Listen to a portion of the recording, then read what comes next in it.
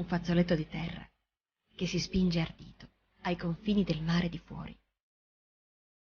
Un promontorio che è il limite fra mare impetuoso di maestrale e porto sicuro di stagni. Campagne coltivate a vigneto e deserto di dune. È il Sinis, isola nell'isola, da sempre luogo privilegiato per lo sviluppo della civiltà umana.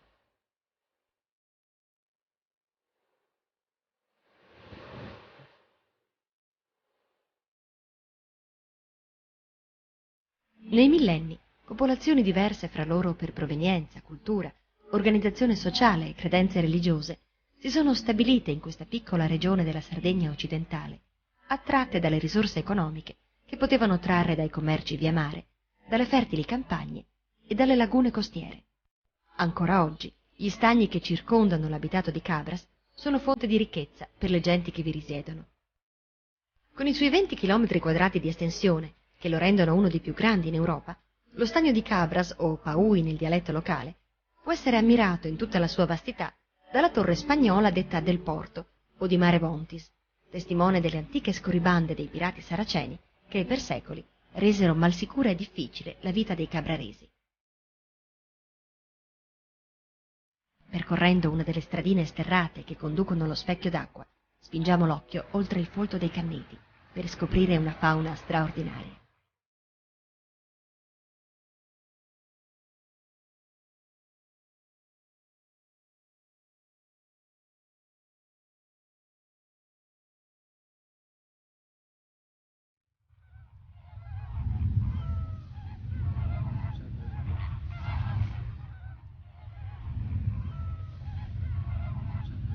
Nello stagno i pescatori allevano e catturano soprattutto il muggine, pesce famoso per le sue carni saporite e per i numerosi modi in cui gli abitanti di Cabras hanno imparato a servirlo in tavola.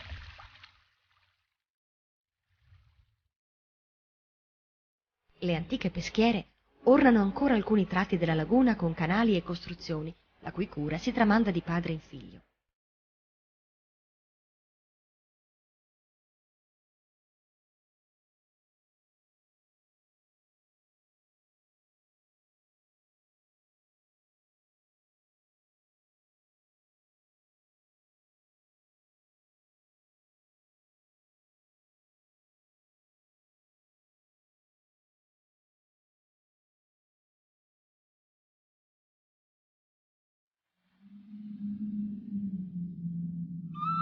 Ma una delle più rappresentative testimonianze dell'antica cultura dei pescatori del Sinis è costituita dalle capanne di Falasco, essenziali costruzioni realizzate a ridosso della spiaggia di San Giovanni con l'impiego di una resistente erba palustre.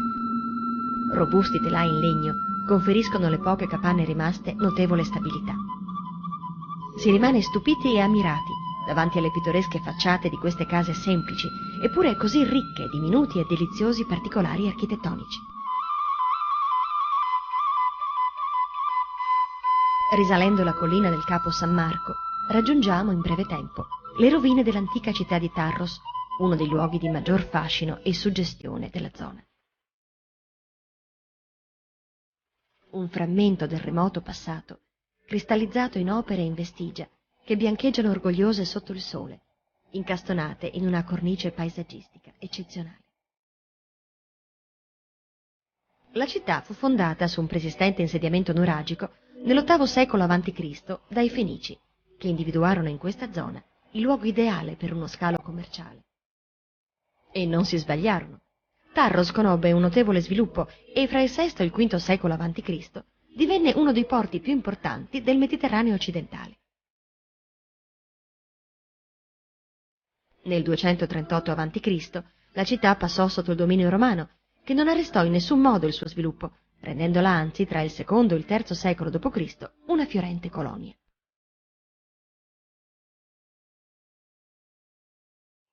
Ancora oggi la città si distende a testimoniare il suo ricco passato.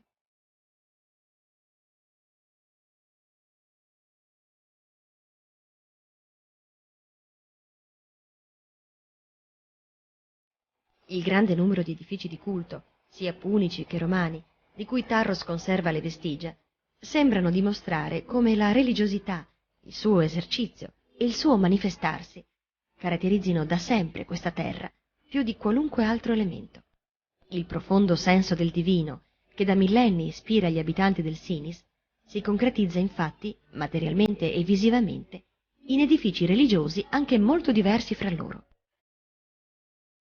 Sulla strada provinciale che conduce dal Capo San Marco all'abitato di Cabras si affaccia una delle più antiche chiese del Sinis. La chiesa di San Giovanni fu edificata originariamente in epoca paleocristiana, intorno al VI secolo d.C., quando fu eretto il corpo cupolato.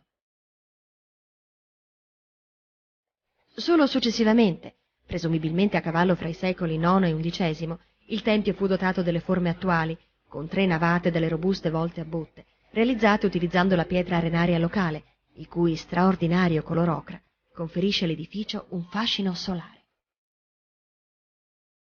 In alcuni casi, edifici di culto dalle tipologie costruttive più svariate sono stati addirittura sovrapposti. Nel villaggio contadino di San Salvatore si trova ad esempio un suggestivo ipogeo. Qui, su un preesistente pozzo sacro di epoca nuragica, si è edificato dapprima un altare paleocristiano e successivamente l'attuale chiesetta di San Salvatore. Qui si rende manifesto il passaggio dalle culture pagane a quella cristiana, ma soprattutto la continuità storica di un luogo, il Sinis, che pare essere terra sacra per i suoi abitanti, fin dalle origini dell'uomo.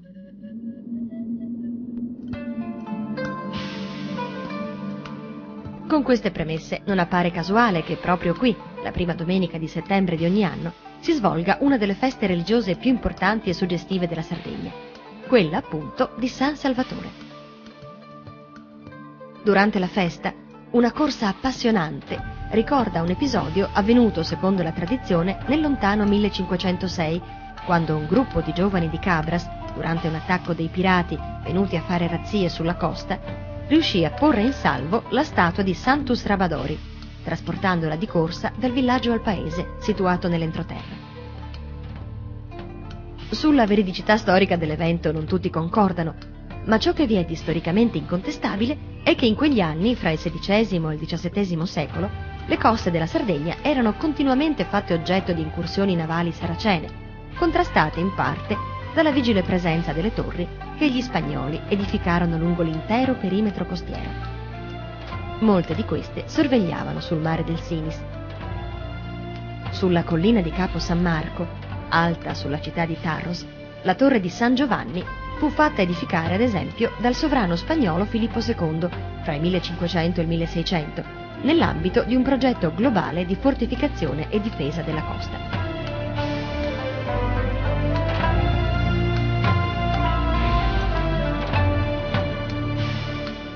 Il vasto panorama che si può ammirare dalla torre dà il senso dell'importanza strategica